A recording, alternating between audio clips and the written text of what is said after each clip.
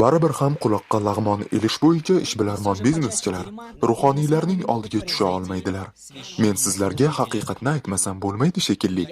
Gap quloqqa lag'mon ilish haqida borganida jiddiy, kattalarga xos lag'monni quloqqa osish haqida borganida mutlaq chempionlikni bir ovozdan din qo'lga kiritishiga hech qanday shubha yo'q. Shunchaki din boshqalarga nisbatan raqobatdan xoli. Umuman raqobatdan xoli desak ham bo'laveradi. Dinlar bizlarga tiqishtirmoqchi bo'layotgan barcha tushunchalar, sodda qilib aytganda, insoniyat tarixidagi eng ahmoqona safsatalardan boshqa hech narsa emas. Shunchaki mulohaza qilib ko'ring. Aslini olganda, din insonlarni osmonda yashaydigan qandaydir bir erkak borligiga ishontira oldi. Go'yo u bir joyda o'tirib olib, har biringiz nimalar qilayotganingizni kuzatadi. Qolaversa, ushbu ko'rinmas erkakda yerdagi odamlar nimalarni qilmasliklari borasida bir ro'yxat ham mavjud. Agar siz ushbu ro'yxatdan biror bir ishni sodir etib qo'ysangiz, u holda o'sha ko'rinmas erkak sizni faqatgina olovdan iborat jahannamiga solib, abadiy u yerda azoblaydi. Biroq u sizlarni yaxshi ko'radi.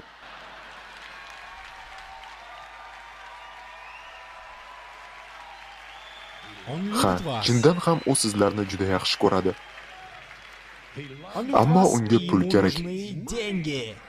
Unga doimo pul kerak. U juda ham qudratli, barchasidan voqif bo'lgan dono, mukammal zotdir. Ammo u nimagadir pul ishlab topishni mutlaqo bilmaydi. Dinning ortidan ruhoniylar milliardlab dollar ishlab topishadi va umuman soliq to'lashmaydi. Biroq ular uchun doimo kam. Xo'sh, sizlar hali ham mendan din haqida yaxshi so'z chiqishini kutyapsizlarmi? Muqaddas axlat.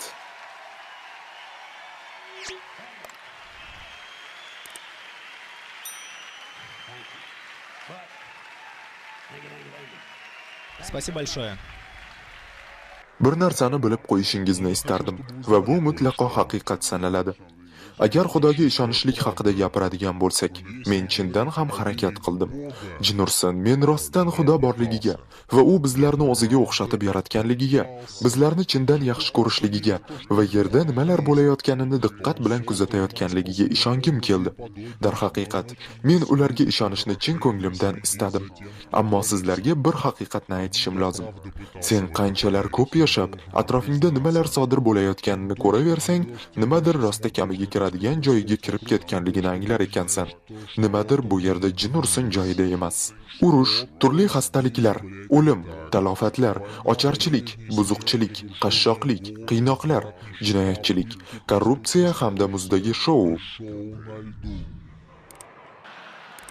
Bu yerda aniq nimadir joyida emas. Bunaqasi ketmaydi. Agar bular Xudoning qo'lidan keladigan eng yaxshi ishlar bo'lsa, u holda men bundan aslo ta'sirlanmadim.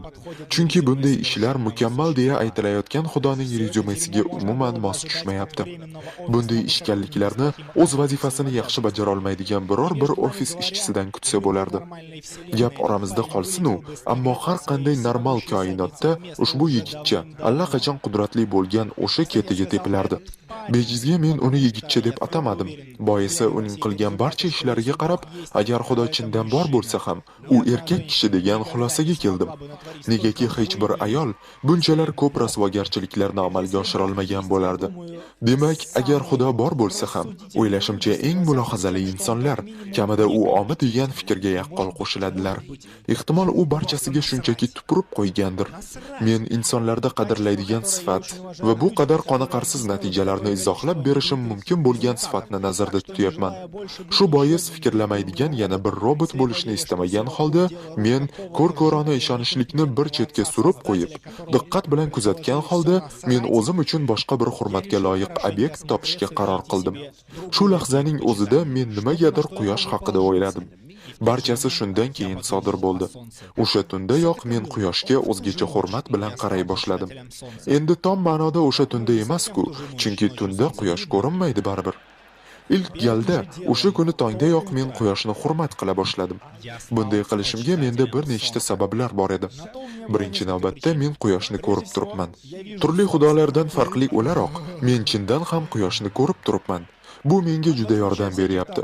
Nimanidir aniq ko'rib tursang, bilmadim, qandaydir haqiqatga yaqinga o'xshaydi, shunday emasmi? Demak, men quyoshni har kuni ko'rishim mumkin. U menga barcha kerakli narsalarni bera oladi. Issiqlik, hayot, ozuqa, xiyobonda o'suvchi gullar, suvdagi aksni, har zamonda teri saratonini. Biroq nima bo'lgan taqdirda ham hech qanday xochga osish marosimlari yo'q va biz insonlarni fikrimizga qo'shilmaganliklari uchungina gulxanda tiriklayin yoqib yubormaymiz. Quyoshni ulug'lash juda ham oson aslida, chunki din bilan solishtirganda quyoshda hech qanday sir-sinoat, mo'jiza, jo'shqinlik, pafos mavjud emas. Pul to'lashning, qo'shiq yodlashning hojati yo'q. Qolaversa, bir xil kiyim kiyib, har hafta bir joyda yig'ilishga ham zarurat yo'q. Biroq quyoshning eng yoqadigan jihatlaridan biri, u menga hech qachon sen munosib emassan deb aytmaganida. Shu kungacha quyosh menga hech qanday yomon so'z aytmagan. U men bilan yaxshi muomalada bo'lmoqda. Demak, men quyoshni hurmat qilaman, ammo men unga sig'inmayman. Bilasizlarmi nega? Shunchaki do'stligimizga putur yetmasin deyman. Bu beadablik. Insonlar Xudo bilan biroz qo'pol muomalada bo'layotgandek tuyulaveradi menga. Undan madadkor bo'lishini so'rashadimi-ey? Xullas, har kuni trillionlab duolar qilinadi. Bunday duo iltijolarning aksariyati asosan yakshanba kunida sodir bo'ladi. Kun yo'qotildi, tamom. Bu ish emas va do'stlar bilan bunday muomala qilib bo'lmaydi. Ammo shunga qaramasdan odamlar duo qilib har kim ichidagini undan so'raydi. Misol uchun singlingizni nozik joyiga operatsiya zarur bo'lib qolishi yoki bo'lmasa akangiz supermarketda juda ham xunuk ish qilib qo'ygani uchun uni qamab qo'yishgan holatlarda. Biroq hammasidan ham ko'ra aksariyat erkaklar ibodat qilgani kelgan ana u go'zal mallasoch bilan ko'ngilxushlik qilishni xohlab qolishlari mumkin. E'tiqodlilar, sizlar hali ham shularni so'rab ibodat qilyapsizlarmi? O'ylashimcha ham ibodat qilishingizga arziydigan tilaklar. Mayli, istaganingizcha ibodat qiling. Xohlagan narsangizni so'rab Xudoga yolvoring. Biroq Xudoning rejasi-chi? Niyatlari-chi? Allaqachonlardan buyon Xudoning ma'lum bir rejasi, niyati, o'ylab qo'yganlari mavjud bo'lgan. U yaxshilab o'ylab ko'rgan. Rejasi va niyati chakki emasligiga ishongan va uni sekin-asta amalga oshira boshlagan. Va mana qariyb barchasi milliard yillar mobaynida ushbu rejaga asosan ketayotgandi. Aynan shundan so'ng odamlar paydo bo'lib Xudodan bir narsalarni so'ray boshladilar. Tasavvur qilaylik, biror bir inson so'rayotgan narsa ehtimol Xudoning rejasidan o'rin olmagan bo'lsa-chi? Shunda u nima qilishini xohlagan bo'lardingiz? O'z rejasini o'zgartirishinimi? Birgina siz uchun-a? Axir bu Xudoning rejasi-ku. Har qanday bir kalta fahm 1-2 so'm evaziga sizning bor rejangizni barbod qilib yuborsa, siz qanday qudratli Xudo hisoblanasiz? Yoki bo'lmasam duch kelishingiz mumkin bo'lgan boshqa bir muammo. Aytaylik, siz qilgan duolar ijobat bo'lmayapti yoki umuman bo'lmadi. Siz barchasi Xudoning irodasiga bog'liq deyishingiz mumkin. Yaxshi, agar barchasi uning irodasiga bog'liq bo'lib, u bilganini qiladigan bo'lsa, nima sababdan unga ibodat qilib undan nimadir so'rayapsiz? Shaxsan men uchun bu vaqtni bekorga yo'qotish bilan barobar. Nima sababdan o'sha ibodat qismini o'tkazib yuborib, birato'la uning irodasi bilan bog'liq qismiga o'tish mumkin emas. Bularning bari juda murakkab. Shu bois men bularga duch kelgach, quyoshni boshqacha e'zozlay boshladim. Biroq yuqorida aytib o'tganimdek, men unga sig'inmayman. Bilasizlarmi men kimga sig'inaman? Jo Peshiga. Ha, xuddi o'shanga. Jo Peshiga. Buning o'ziga yarasha ikkita sababi bor. Birinchisi, u juda ham yaxshi aktyor. Har holda men uchun. Ikkinchisi, u so'zlarni behuda ishlatadigan odam sirasiga kirmaydi. Chindan ham Jo Peshi hatto Xudoning qo'lidan kelmagan ayrim ishlarni bajara olgan. Yillar mobaynida men shovqin qiladigan qo'shnim va uning jag'i tinmaydigan iti bilan nimadir sodir bo'lishi so'rab, Xudoga tinmay duo qilardim. Jo Peshi esa ushbu oliftani birinchi urinishdayoq o'z joyiga qo'yib qo'ydi. Qo'lda oddiy beyzbol bitasi bilan juda ko'p narsalarga erishish mumkinligiga aql bovar qilmaydi chindan ham. Demak, shu tariqa men bir yilcha Joga sig'inib kelyapman va tasodifan bir narsani sezib qoldim. Ya'ni, avvallari Xudodan so'ragan va hozirda Jo Peshidan so'rayotgan iltijolarim 50% ehtimollik bilan amalga oshib kelmoqda ekan. Ba'zida men aytganlarimni olyapman, ba'zida esa yo'q.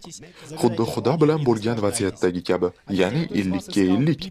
Shu bois barcha irim-sirimlaringizni bir chetga surib qo'yib, tilagingizni tilang va bundan rohatlaning. Injilni ochib, undan hayot mazmunini axtarganlar uchun men bir ikkita boshqa voqealarni aytib bermoqchiman. Sizlar 3 cho'chqachaga diqqat bilan razm solishlaringni istayman. Aslini olganda yomon voqea emas, klassik, xayrli yakuni bilan. Sizlarga yoqishiga shubham yo'q, yoki bo'lmasam qizil shapkachani olaylik. To'g'ri, u yerda bo'ri qizning buvisini yeb qo'ygani uchun ushbu ertak X reytingiga ega. Va nihoyat men Shaltay-Baltay ertagidan chuqur ruhiy qoniqishni his qilib kelganman. Ayniqsa undagi qirollikning butun lashkari Shaltay-Baltayni qaytib yig'olmayaptilar degan joyi menga juda ham yoqadi. Chunki hech qanday Shaltay-Baltay va hech qanday xudo mavjud emas. Hech qanaqa xudo mavjud emas va hech qachon bo'lmagan ham. Umuman olganda, men quyidagicha ish qilaman. Agar xudo bor bo'lsa, agar xudo chindan ham mavjud bo'lsa, unda shu o'tirgan tomoshabinlarning barchasini halok qilsin. Ko'ryapsizlarmi? Hech nima sodir bo'lmadi. Hammasi joyida. Bilasizlarmi nima? Men o'yinga olov qo'shgan holda stavkalarni biroz ko'taraman. Agar xudo chindan ham mavjud bo'lsa, u holda u meni halok qilsin. Ko'ryapsizlarmi? Yana hech narsa sodir bo'lmadi. Biroq shoshmay turingchi, biroz oyoqlarim urishgandek va oyoqlarim orasidagi ham biroz og'rib turgandek. Kamiga ko'zlarim ham ko'rmay qoldi. O, yana hammasi joyiga qaytdi. Bu Jo Peshining ishi bo'lsa kerak. Jo Peshini xudo yarlaqasin.